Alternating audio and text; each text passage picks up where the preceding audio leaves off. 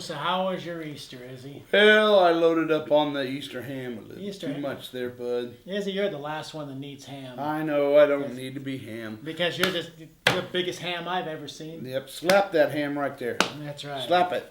Slap it. Don't be sad for this offend. And just so you know, you'll be proud of me. I would. I did not use regular eggs. Oh, good. Use plastic eggs? No, I used Cadbury eggs. Oh, Cadbury. Is that the chocolate eggs? Yeah, with the cream in the middle. Wow. I'll bring you one. Okay. Hello, and welcome to your old news update. This here is Izzy Fitz. I'm Bud Driscoll. And let's shout out to our sponsors. 211 West Iron, the Smoky Hill Museum. Which has a great Dust Bowl That's right. exhibit right now. And 1829 South 9th. That's where Headley's Clothing is. That Shirt is. by Headley. Oh, boy. And at 1501 East Magnolia is Eagle Crest Retirement Community. I'm on the first here. You're on. April 28th, 1989. 1989. That's right.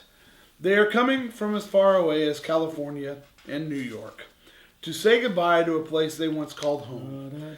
Alumni of Marymount College will begin arriving in Salina today for Homecoming 1989, the last annual gathering of alumni for the private Catholic college that is scheduled to close on June 30th. And it did close. Close it did. That's and right. There are lots of people that remember that. And Lots miss of it. folks miss it. They do. Yep, that's right. Okay, well, we're going to just skip, 50 years ago. And Let's get happy. Go right back to 75 years ago. We're May 3rd, 1939. Thursday will be the grocery day at the office of L.E. Gafford, County Welfare Director. The issue of government commodities will include 7,700 pounds of oranges, 2,200 pounds of butter, and 3,300 pounds of flour. Man, there's going to be some full bellies after that. Just a typical Sunday dinner over at the Izzy Fitz. That's right. May 4th, 1939, the first prosecution to result from Sheriff U.S. McDonald's recent raids on slot machines U.S. occurred shortly before noon today when E.L. Laughlin appeared before City Judge A.R. Busick. Man, that's a lot of initials. Busick. They used more initials back then. Yep. And old E.L. pleaded guilty to two separate cases and paid a total fine of $200, together with costs of $17. Ooh.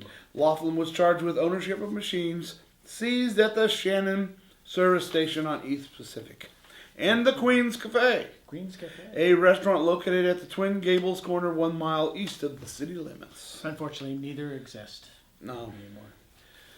One-armed bandits. One-armed bandits. Well, speaking of bandits, 100 years ago on April 28, 1914, Tramps and Bums. No, it's not a Cher song. Tramps and thieves. Yes, it's not a Cher song, but Tramps and Bums continue to come from the west. And last night, 7 men rode into Salina during the rain on top of a car on train number 110. Wow, that's tough to read. Right. Besides this, another of the troop was riding the blind baggage, and 2 unwelcome passengers rode in on number 101. The officers at once rounded up the party and started them east down the track, and when last seen, they were still traveling east. Wow.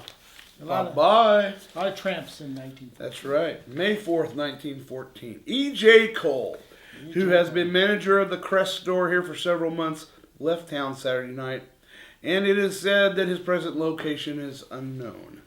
Mrs. Cole and their little daughter are still in Salina, and it is said they will go later to join Mrs. Cole's relatives. It is also reported that the bookkeeper at the store left the city at the same time as Cole, but nothing has been made public so far to show that they left together. Mm-hmm. The bookkeeper, Miss Linkletter, lived in Abilene, and she frequently spent the weekend at her home, and she may have gone to her home Saturday night. She did not report at the office here this morning. Ooh, got a little love thing going on. So what happened in the Peyton place? Okay, 125 years ago, finally, from the Salina Daily Republican. That's right. At May 1st, 1889.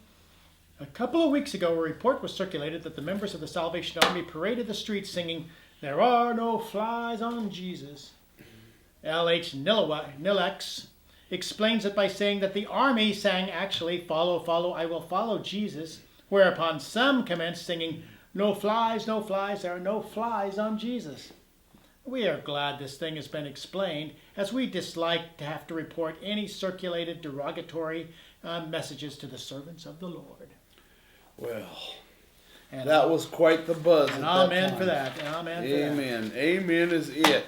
Get back to busting prostitutes. That's right. Read more about the way things used to be in the look back section of Monday's Salina Journal. I'll be back with this big ham next week. Wink, wink. And we'll see you yesterday.